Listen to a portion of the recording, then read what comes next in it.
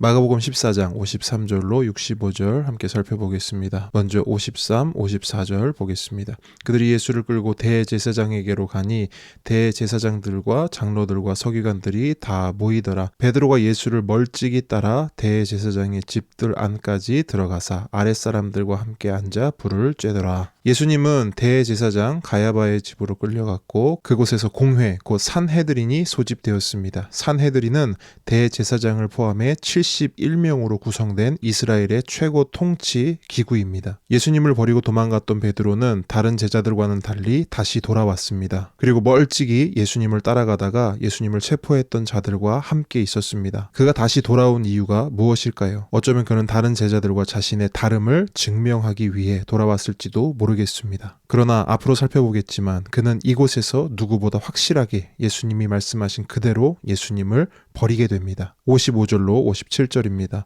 대제사장들과 온 공회가 예수를 죽이려고 그를 칠 증거를 찾되 얻지 못하니 이는 예수를 쳐서 거짓 증언하는 자가 많으나 그 증언이 서로 일치하지 못함이라.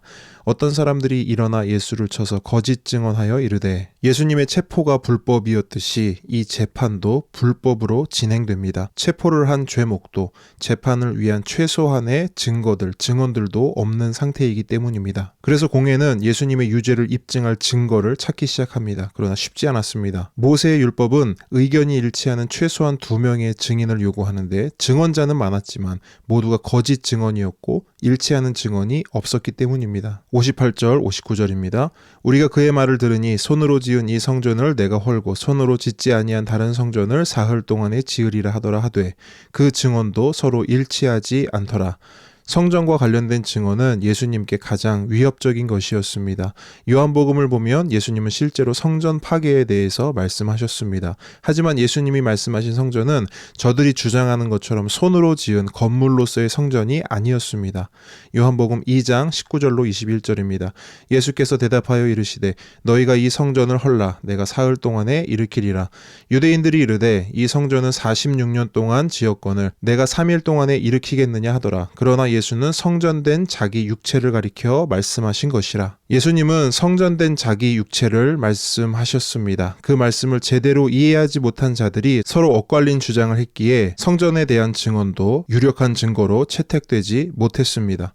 60절로 62절입니다. 대제사장이 가운데에 일어서서 예수에게 물어 이르되 너는 아무 대답도 없느냐? 이 사람들이 너를 치는 증거가 어떠하냐 하되 침묵하고 아무 대답도 아니하시거늘 대제사장이 다시 물어 이르되 내가 찬송받을 이의 아들 그리스도냐?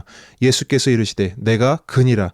인자가 권능자의 우편에 앉은 것과 하늘 구름을 타고 오는 것을 너희가 보리라 하시니 재판의 과정이 공회의 의도와는 전혀 다른 방향으로 전개되고 있습니다. 가야바도 답답했는지 예수님의 침묵을 다그치며 이렇게 질문합니다. 네가 찬송받을 이의 아들 그리스도냐? 이 질문은 예수님이 성전에서 하신 말을 인용한 것으로 보입니다. 예수님은 포도원 농부 비유를 통해 자신이 주인의 아들, 즉 하나님의 아들이라고 선언하셨기 때문입니다. 예수님은 그의 질문에 침묵을 깨고 대답하십니다. 내가 그니라. 그리고 시편 110장 1절과 다니엘 7장 13절의 말씀을 인용하여 자신이 그리스도이며 인자로서 하나님께 세상을 통치할 권위를 부여받은 자임을 선언하셨습니다. 63절, 65절입니다.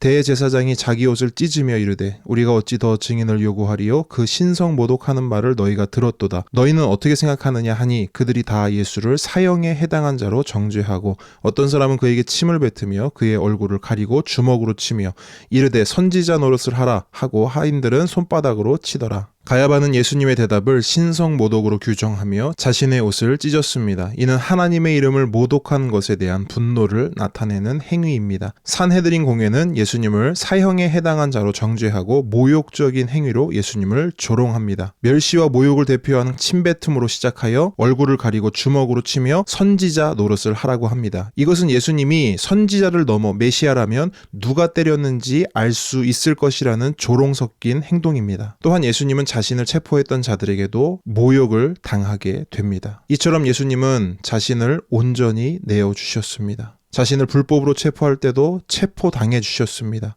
뿐만 아니라 죄를 만들어내기 위해 증거를 찾아내야 하는 말도 안 되는 재판을 받을 때도 저들이 꼬투리를 잡을 수 있는 대답을 해 주셨습니다. 침을 뱉어도 피하지 않으시고 주먹과 손등으로 때리면 그대로 다 맞아 주셨습니다. 여러분, 예수님은 왜 이렇게 하실까요? 이 길이 하나님께서 가라 하신 길이기 때문입니다.